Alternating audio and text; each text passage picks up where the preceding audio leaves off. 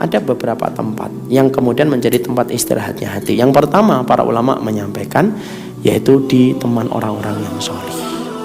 Karena orang solih itu apabila dia menjalani kehidupan, hatinya sudah terikat dengan akhirat, itu seluruh apa yang dia perbuat itu bisa menelurkan dan bisa menularkan kebaikan untuk kita. Bapak sama ibu kok sampai meninggal dunia disolati sama 40 orang solih yang tidak pernah berbuat syirik sama Allah, maka bapak dan ibu mendapatkan syafaatnya dari Rasulullah SAW. Jangan-jangan di handphone kita ini kalau kita buka kontaknya tidak ada 40 orang solih, nama artis yang nggak kenal dengan kita dan kita sok kenal dengan mereka.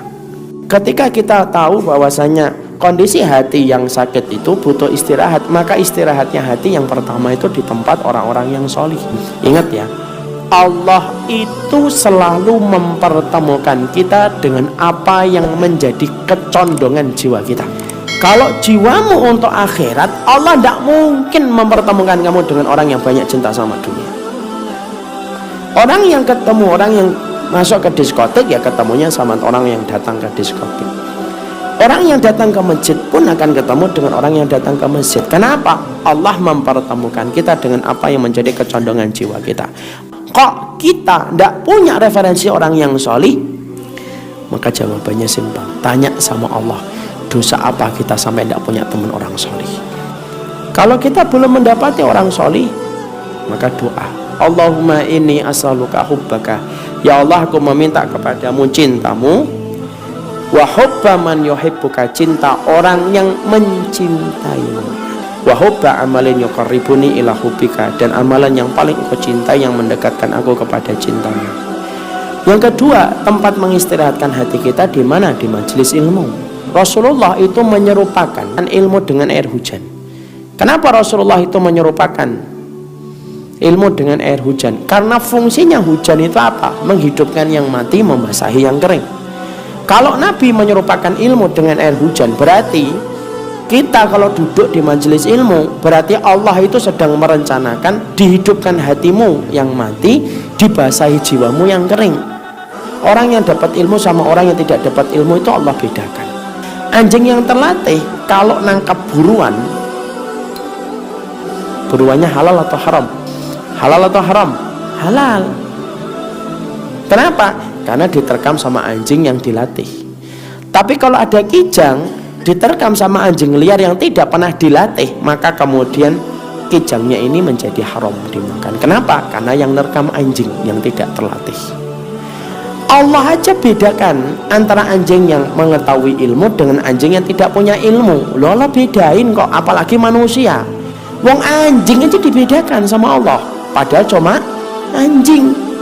Loh, manusia antara yang berilmu tidak berilmu itu Allah bedakan. Makanya kalau kita sedang letih segala urusan dalam kehidupan di dunia, kita sudah tidak merasakan kenikmatan duduk di majelis ilmu. Yang ketiga, tempat kita mengistirahatkan hati, para ulama mengatakan yaitu di tempat Quran. Baca Quran. Tapi siapapun yang jauh dari mushaf Al-Quran, maka berarti hatinya hitam dan sakit. Kalau dia menikmati setiap apa yang dia baca di dalam Quran yang dia lantunkan, semakin lama semakin menunjukkan kebersihan hatinya. Kalau kemudian ada orang yang dia tidak pernah mampu meningkatkan kuantitas dan kualitas ia berinteraksi pada Al-Quran, itu menunjukkan kualitas hidupnya yang turun. Orang yang tidak pernah bersama dengan Al-Quran, maka sesungguhnya dia memiliki hati kuburan, mati hatinya. Saya sudah tua Ustaz. Kalau kita niatnya tulus karena Allah menghafalkan Quran, maka Allah pasti akan memudahkan. Kenapa saya tidak bisa mendengarkan Al-Quran dengan baik, tidak bisa khusyuk? Karena banyak dengar musik kali. Itu yang ketiga. Yang keempat, tempat mengistirahatkan hati apa? Mengingat kematian merupakan tempat kita mengistirahatkan hati. Kalau bapak dan ibu sudah di sini mengistirahatkan hati, berarti tahapan yang pertama selesai. Berpindah kepada tahapan yang kedua. Tahapan yang kedua itu apa? Meninggalkan pantangan. Meninggalkan pantangan itu apa? Dosa. Karena dosa itulah yang menjadikan kenikmatan-kenikmatan pada kehidupan kita hilang. Yang jelas setiap dosa tidak pernah memberikan kenikmatan kecuali mengambil kenikmatan yang halal. Makanya kenikmatan ibadah hilang karena dosa. Itu pantangan. Kenapa saya tidak bisa khusyuk? Mungkin matamu melihat yang haram kali. Ketika kamu sering melihat sesuatu yang diharamkan oleh Allah, kamu nikmatin itu, kamu masukkan ke bayang-bayang kamu terus nikmatin yang haram itu, Allah hukum, Allah cabut kenikmatan yang halal, Allah timpakan pada kenikmatan yang haram. Yang ketiga, dibom penyakit hatinya. Apa itu? Dengan dua, sholat taubat, istighfar. Kenapa? Taubat dan istighfar itu ngebom penyakitnya langsung. Sholat taubat itu kapan saja Ustaz? Kapan saja, boleh siang, boleh malam, 2 rakaat. Istighfar itu Masya Allah, istighfar itu membersihkan dekil kita ini, pakaian yang kotor. Fungsinya istighfar itu deterjen, ngilangin yang kotor pada diri kita.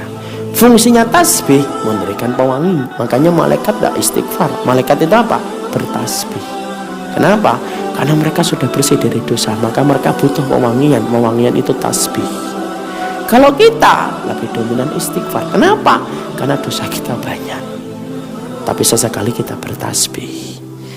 Istighfar dan tasbih merupakan perkara untuk ngobatin hati.